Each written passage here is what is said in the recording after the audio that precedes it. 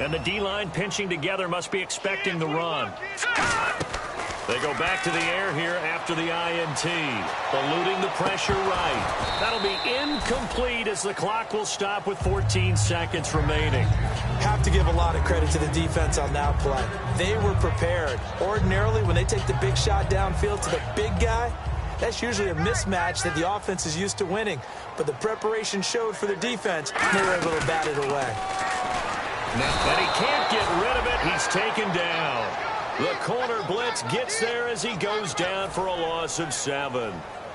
And they line up now for what will likely be the last play of the first half. So we reach halftime, and what's... Jeez, I don't even want to let their guys get a drink of water. All right, third quarter, let's get to it.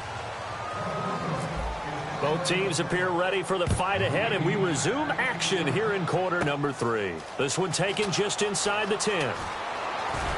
And he's up past the 20 to the 22-yard line. Here's the Browns offense now getting set to start off this third quarter. They built a good first half lead. Now they have a chance to add on to it. And what I'm thinking is that the offensive staff spent the entire halftime just working with them on, here's what we think they're going to do to attack us in the second half. Nice first half that we've had, guys, but be prepared for some change-ups. We're going to see them when we kick it off in the second half. See how they handle any adjustments that might be made defensively. He'll look to throw. A strong running. Room here to run. And he'll be taken down, but not before he gets into enemy territory. A big play that time on the catch and run, and it'll result in a fresh set of downs.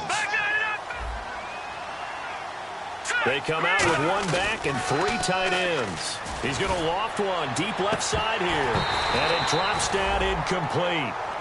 Thought he might have had it. Instead, second down.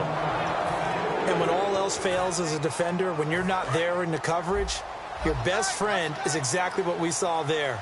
A big play shot taken by the offense. Unfortunately, it ended in a big drop. And he's going to be stopped up at about the 47-yard line. Just a couple there on the second down run. Now they're staring at a 3rd and 8 situation. And they'll need the 39 here for a first. This is third down. They'll look to throw. And he's got his big tight end over the middle, complete. A good gain of 14 there, and it moves the chains. First down and 10 now for the offensive group. They were full scale, loose, flexible, finding a way to catch the ball in some traffic for a key first down. Yeah, really nice job of adjusting to the ball in the air. Not the most accurate of throws, but able to adjust and make the grab. Call it no gain on the play, and it'll be second down. Nice job there defensively to clamp down because really they've been on their heels this drive. Agreed, and they really needed that one for confidence, just to feel a little bit better. But I don't know if I would be daunted by them stopping me on one run. This drive has gone pretty well. I could come right back at them. Here comes the 7th play now of this drive as this is 3rd and 10. When defenses get to the quarterback that quickly, a lot of times it's called a jailbreak. It wasn't quite that fast, but fast enough that he had no time to look downfield. And for a 3rd time tonight, he's intercepted. A great read, and it's picked off. And a big turnover there as his guys will get the football back. So now a look at the Broncos as they head back out there for their first possession of the second half. Here's Mettenberger. Now the pressure comes and he goes down. Just inside the 10, back at the 9. Well, so much for setting the tone of the drive offensively. Giving up a big sack that loses that kind of yardage, not a great start. They'll look to throw here. And now here's another interception. And he takes this one back into the end zone. And the Browns defense has a touchdown. Short throw, pick 6 right there. Those linebackers, they love when those short throws come and those eyes get real wide, don't they? How about the anticipation on the play? Reading, reacting, and then the ability to catch the football and take it in the opposite direction. This is taken at the 3. And he'll take this one near the 25, call it the 26-yard line. And Denver getting set to take the field.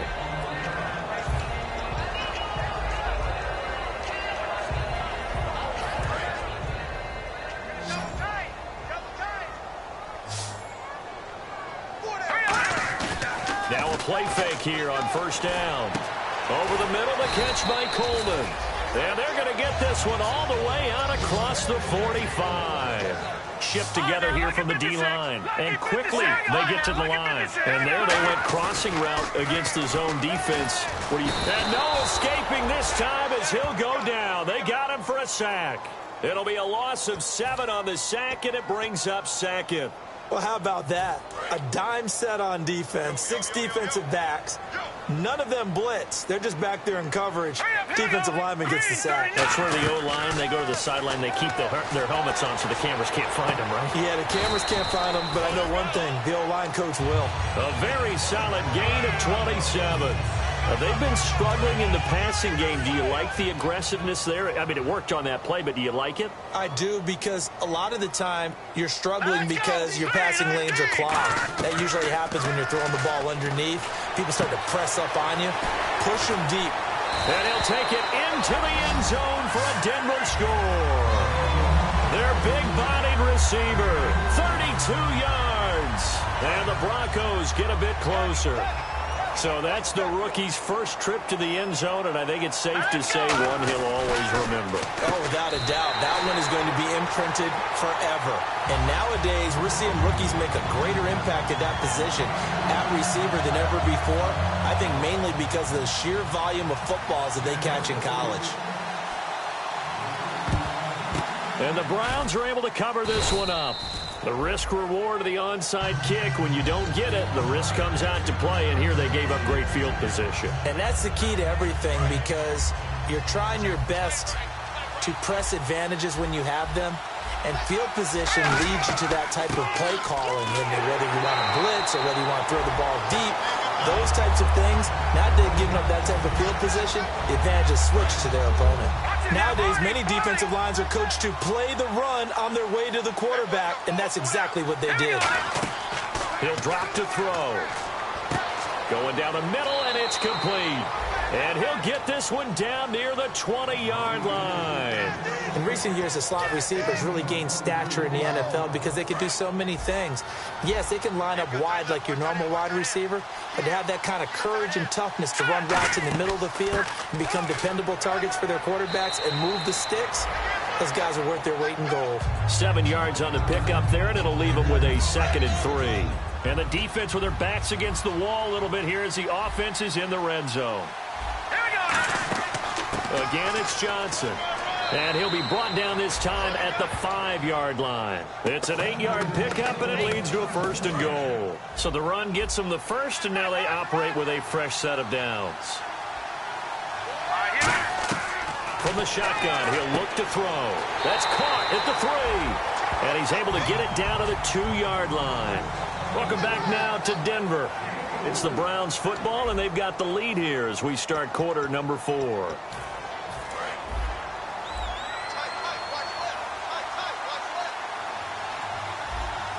And now it's 2nd and goal.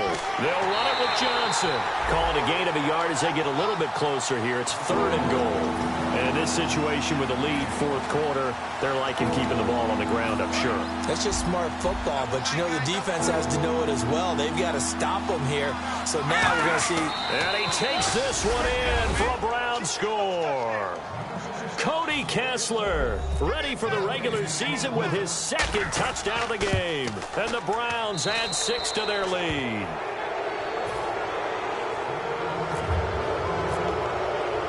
Now after the score, it's Parkey on to kick it away.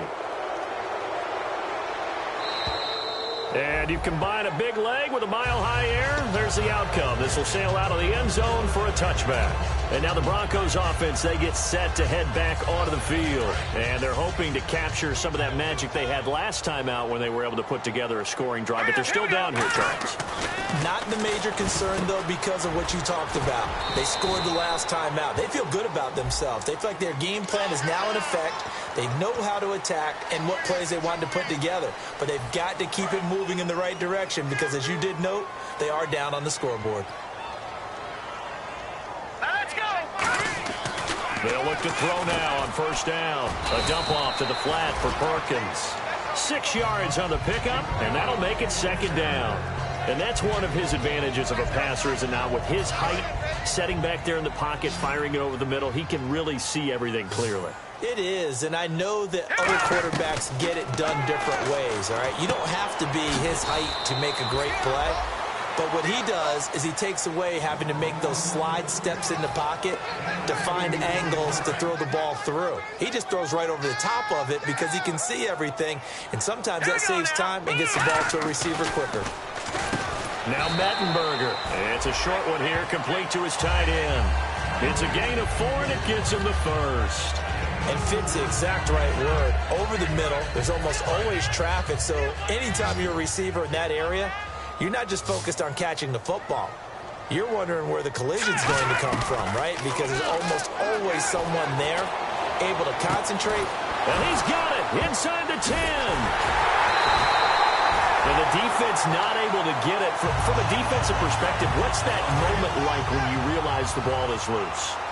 It is a moment where all concentration goes right to the football. This is something you've talked about in all your preparation for the game. You probably talked about since training camp. Knock the ball free, take it away from the other team, and now you have that chance.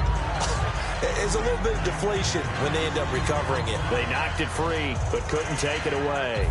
Offense looking to avoid a 3rd and long. It's 2nd and 10. Possible run anticipation here as the D-line sandwiches together. On 2nd down, Perkins. And he's going to be met at the line of scrimmage and taken down. 1 yard, the official pickup there, so it's going to set up 3rd and 9. And here comes play number 6 on this drive. And it looks like a nickel set now for the Browns on 3rd down. Back to throw here. And that is incomplete. Brandon Coleman was the intended target. And now it's 4th down. The goal of anyone running a curl route is to make sure you try and get defenders on your back and shield them away from the football. But sometimes, even when you run a good route, the defense finds a way to knock it away. So on 4th down, Gary Kubiak will send in the field goal unit here. Oh, they flip it to the kicker. He looks like he's going to throw it. And the gamble fails. It's incomplete. And they're not able to convert on 4th down. And the Browns offense back out there ready to take over. And that last drive was very, very balanced, pretty methodical. You think they go that route again? I'm always of the school that until they stop me from doing something, I'm going to continue. And I think that that's exactly what they'll look to do. But the beauty is the balance that they've created sets up opportunities for big plays. Looks like a run, turn into a play action, and throw one deep. Back to throw now on 2nd and 10. Wide open receiver complete. 17 yards on the pickup there, and the drive will continue. And when an offense is doing a nice job selling the play-action pass, a lot of responsibility shifts to the linebackers. They're the ones that have to determine run or pass and get to the proper places on the field. And it pops free. The collision there jarred the ball loose and brings up 2nd down. We know it's not an easy job to go out and catch passes when people are trying to tackle you and knock the ball away. But the bottom line is that's a pass he's got to have and a pass he should have caught. They'll run it now out of the gun. Not much room here as he only gets it to about the 30. He only got a couple on that one, so not a ton of help. They'll have a 3rd and 8 forthcoming. Time for a break. Back to finish it off on EA Sports after this.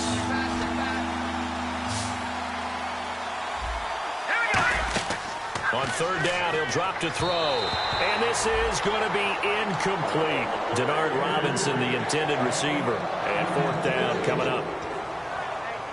And with things looking pretty good on the scoreboard, they're going to keep the offense out there and go for it here on 4th. Now they'll throw here out of the gun.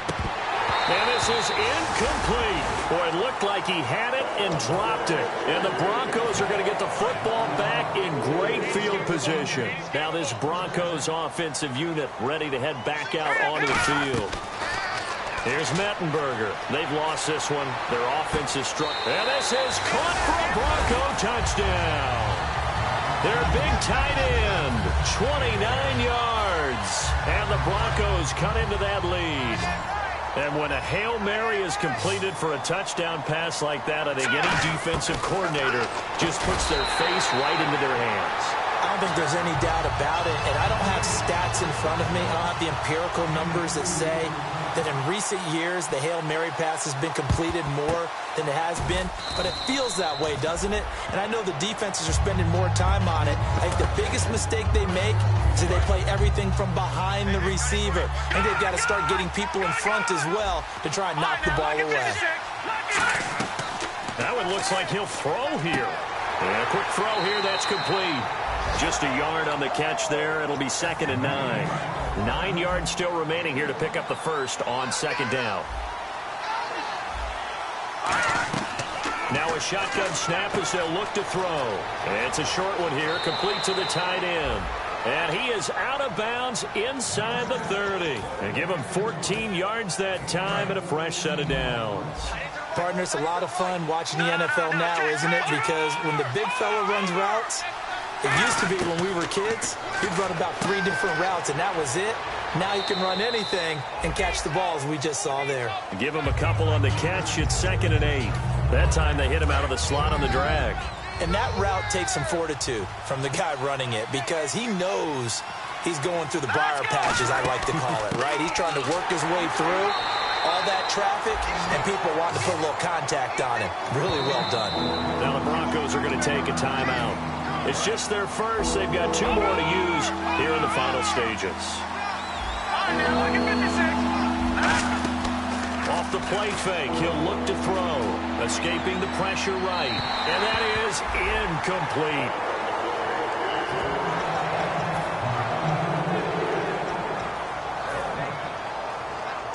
So here we go. The offense is going to stay out there. They're going for it on 4th and 8. The play-action fake. They'll look to throw. And intercepted. Maybe the turning point they need. A great read, and it's picked off. And a big turnover there as his guys will get the football back. And Denver getting set to take the field. And they're going to need another score. Got one last time, but still down here. When you're playing catch-up, every possession becomes crucial, doesn't it? It's vital.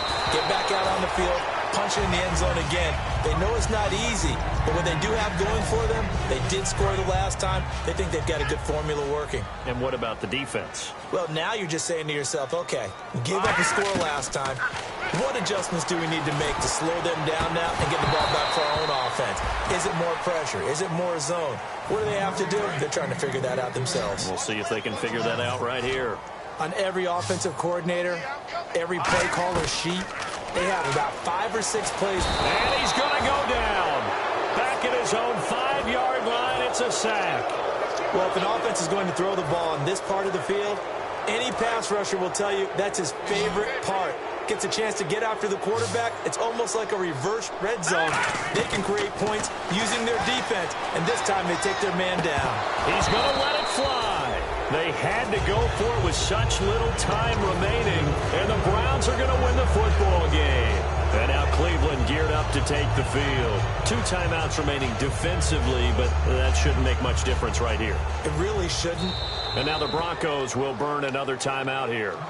That'll leave them with just 1 remaining in this 4th quarter of play.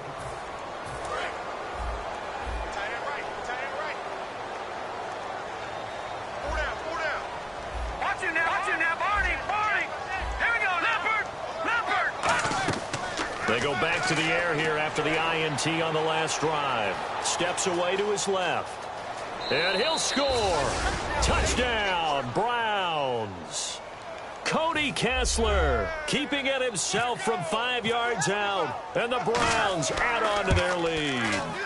And to me, that touchdown allows you to start grinning widely on your sideline. I think they pretty much locked this one away. Yeah, that's the clincher, the proverbial icing on the cake, if you will. And as we see so frequently here in Colorado, that one over the end line, so it'll come out to the 25. So the Broncos coming out now. They're down big here late. I don't know. You just one last drive here for pride? Some people like to do that. I remember playing for a guy once. We were down huge, and someone said, "Coach, what do you want to call?" He just waved a hand like, who cares? Let's get out of here and do something some other time. But some teams like to do something at the end to feel a little bit better as they continue to move forward. Yeah, probably just want to put this one behind them. Now Mettenberger. Now a desperation throw deep downfield. And both guys were there, but it falls incomplete. One thing I know from experience is that when the deep ball is thrown and you're the defender, you've got to fight that little bit of panic that emerges. You've got to play the ball really well. It's a 50-50 jump ball play. And guess what? They took a shot. How are you going to win it? And in this case, they managed to get it done. All right, they're going to try and keep hope alive here on 4th down. They're going for it. Got to try it here. He's back to throw. And this is incomplete with a clock showing just 3 seconds left. And the Browns getting set to go. They have the dream scenario you hope for coming into the game. Just one kneel here, and this game should be over. And it's always the final play of preparation each week. The practicing of the kneel-down formation, the victory formation. We've got a game in hand, and that's all they're going to want to do now, to put someone back deep just in case something goes haywire.